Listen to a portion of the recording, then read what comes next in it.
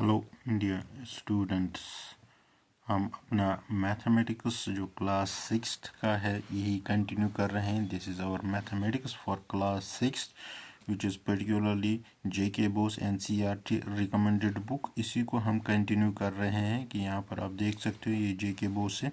हाँ, इससे पहले भी कुछ वीडियोस हमने अपलोड किए हुए हैं जो कि आप देख सकते हो, या कुछ लेसन्स हमने कंप्लीट की हुई है। जैसे कि यहाँ पर आप देख सकते हो चैप्टर्स फर्स्ट एंड सेकंड हमने कंप्लीट की है, लेकिन चैप्टर नंबर तीसरा प्लेइंग विथ नंबर्स जो है इसी को हम कंटिन्यू कर रहे हैं। इसमें भी हमने कुछ एक्सरसाइज कंप्लीट की हुई है। आज हम एक्सरसाइज नंबर 3.7 लेके जा रहे हैं, तो जो कि यहाँ तक 3.6 तक जो भी एक्सरसाइज होगी वो आप मेरे पिछले वाली वीडियोस में देख सकते हैं। हाँ, आप कमेंट सेक्शन में अपने क्वेश्चंस लिख सकते हो, जो भी प्रॉब्लमेटिक क्वेश्चंस होंगे आपके लिए, जहाँ से भी होंगे तो वो लिख सकते हो, या कोई क्वेश्चन रिपीट करना हुआ होगा या कुछ और। इसके साथ साथ आप इस चैनल को लाइक करोगे और सब्सक्राइब करोगे, उसके बाद अपने दोस्तों में क्लासमेटों में शेयर करोगे। तो आज हम देखने जा रहे हैं लेसन नंबर 3.7। यहाँ पर आप देख सकते हो जो कि हमारी एक्सरसाइज है 3.7। यहाँ तक हम पहुँचे। इससे पहले जो मैंने बोला कि इससे पहले जो वीडियोस हैं उनमें आप यहाँ तक देख सकते हो अपने क्वेश्चंस। तो आज क्वेश्चन नंबर फर्स्ट इसमें पढ़ेंगे। Renu purchases 2 bags of fertilisers of weight 75 and 69। क्या कहता है इतने क्वेश्चन में? तो पहली बात, हमेशा मैंने आपको बोला कि क्वेश्चन हमेशा ध्यान से पढ़ा करो। तो इसमें लिखा है कि रीनू जो होती है एक लड़की होती है, ये 2 फर्टिलाइजर्स ले आती है। एक का 75 kg वेट होता है, दूसरे का 69। तो ये 2 बैग्स में होती है। Find the maximum value of weight which can be measure the weight of fertiliser. ऐसा आपको कोई भी वेट वज़न ढूंढना होगा कि जो कि इन 2 को आराम से क्या तोल सकती है, मेजर कर सकती है, तो किसी तीसरे वज़न की ज़रूरत नहीं पड़ेगी। इस तरह आपको वेट ढूंढना है। तो हम सिंपली क्या करेंगे, हम इसका एचसीएफ निकालेंगे। जो भी इसका एचसीएफ निकलेगा that will be our answer. यहाँ पर आप देख सकते हो कि मैंने लिखा है रीनू ने 2 बैग परचेज किए हैं, किसके? फर्टिलाइजर्स। फाइंड, उसके बाद मैंने अभी आपको बोला है कि उसके बाद हम क्या ढूंढेंगे? एचसीएफ। अब आप एचसीएफ 2 तरीकों से ढूंढ सकते हो। एक तो फैक्टराइजेशन मेथड। फैक्टराइजेशन मेथड इस तरह होता है। तो 75 पहले हम 3 से करेंगे। 3 2 ज़ा 6, 3 5 ज़ा 15, 5 5 ज़ा एंड 5 1 ज़ा। तो यहाँ क्या क्या फैक्टर्स आ गए? 5 5 एंड 3। यहाँ पर मैंने ये लिखे हैं 5 5 एंड 3। उसके बाद दूसरा है 69। तो 3 से पहले करेंगे। 3 2 ज़ा 6, 3 3 ज़ा 9। उसके बाद ये प्राइम फैक्टर आ गए 23 और 23 1 ज़ा, सॉरी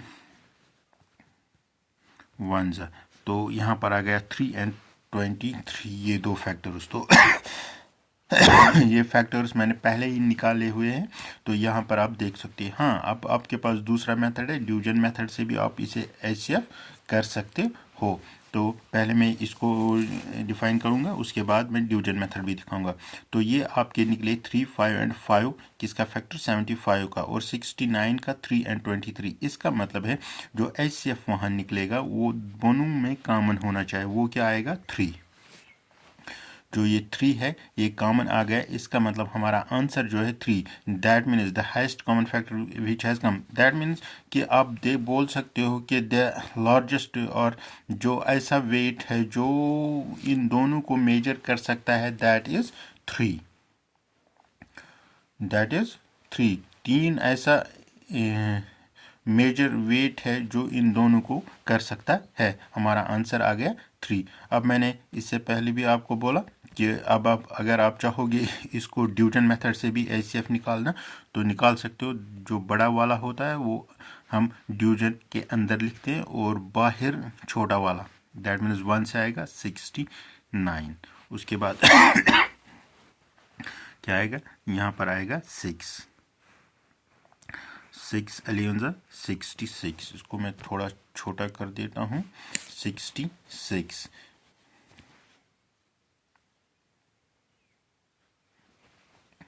सॉरी, यहाँ पर मुझे लिखना था 69।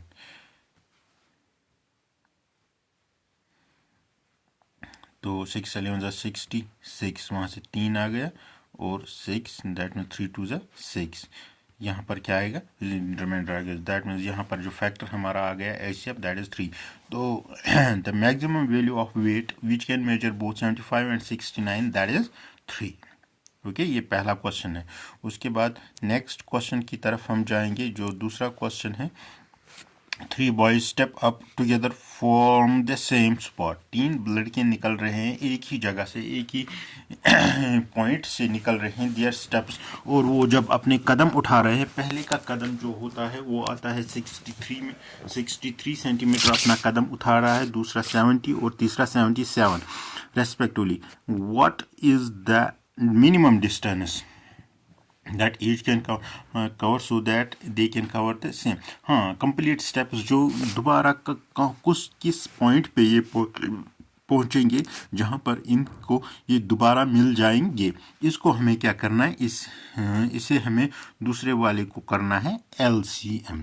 यहाँ पर मैंने लिखा है LCM इनको निकालना है 63, 70 एंड 77। देखो मैंने इनके फैक्टर्स ऑलरेडी निकाले हुए हैं, अभी जो मैंने दिखाया आप भी निकाल सकते हो। तो 63 का निकलता है 3 3 एंड 7, ये 3 3 9 एंड 6 7 हो गया 63। और 70 का निकलता है 2 इंटू 5 इंटू 7, 2 5 10 एंड 7 हो गया 70। उसके बाद 77 होता है 7 11 77। ये तीन, इस तरह 3 फैक्टर्स हम निकाल सकते हैं इन तीनों के। अब हमें देखना है कि LCM क्या निकलता है। पहले में हमें निकलता है 3 स्क्वायर, दैट मीन्स पहले में आएगा 3 इंटू 3, दूसरे में आएगा 2 इंटू 5, 2 इंटू 5, 7 तो 2 इंटू 5 नहीं लिखा, 7 तीनों में है, 3 लिखेंगे इंटू 11। और जब इन सब को आप मल्टीप्लाई करना है, इन सब को जब आप मल्टीप्लाई करोगे ये निकलता है 6930। तो इसका मतलब है कि इनके दोबारा जो स्टेप्स बराबर आएंगे वो कितने पे जाएगा, 6930 सेंटीमीटर्स पे। वहाँ इसने यूनिट शायद सेंटीमीटर्स में दिए, तो इसका मतलब है हाँ इसका मतलब है 6930 स्टेप्स जब ये निकालेंगे तो उसके बाद ये दोबारा सेम स्टेप्स पे पहुंचेंगे। तो अब हम क्वेश्चन नंबर 3 करने जा रहे हैं।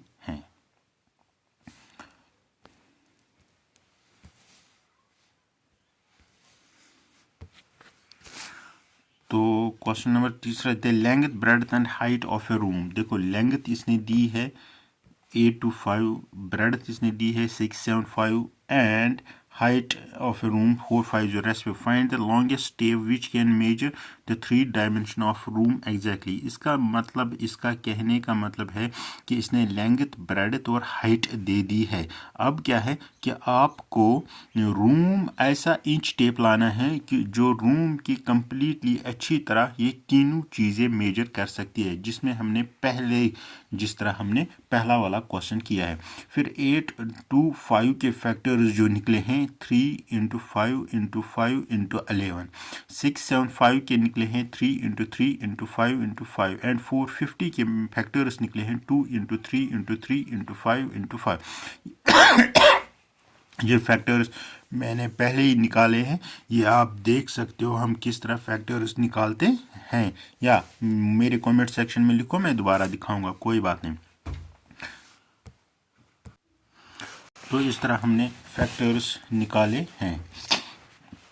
तो क्या होता है जब हमने इस तरह फैक्टर्स निकाले हैं तो अब हम इनका एचसीएफ देखते हैं। एचसीएफ क्या होता है, जो कि हर किसी में सेम होगा। देखो 3 एक दफ़ा हर किसी में सेम है और 5 2 दफ़ा, यहाँ पर भी 5 2 दफ़ा, यहाँ पर 5 2 दफ़ा, यहाँ पर, दैट मीन्स 5 इंटू 5, 3 5 15 एंड 5 हो गया 75, दैट मीन्स 75 इंच ऐसा टेप है जो कि तीनों को आराम से मेजर कर देगा।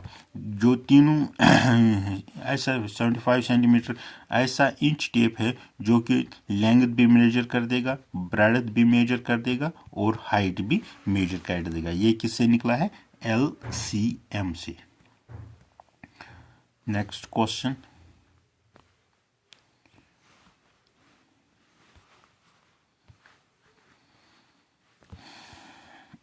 determine the smallest 3-digit number which is exactly divisible by 6।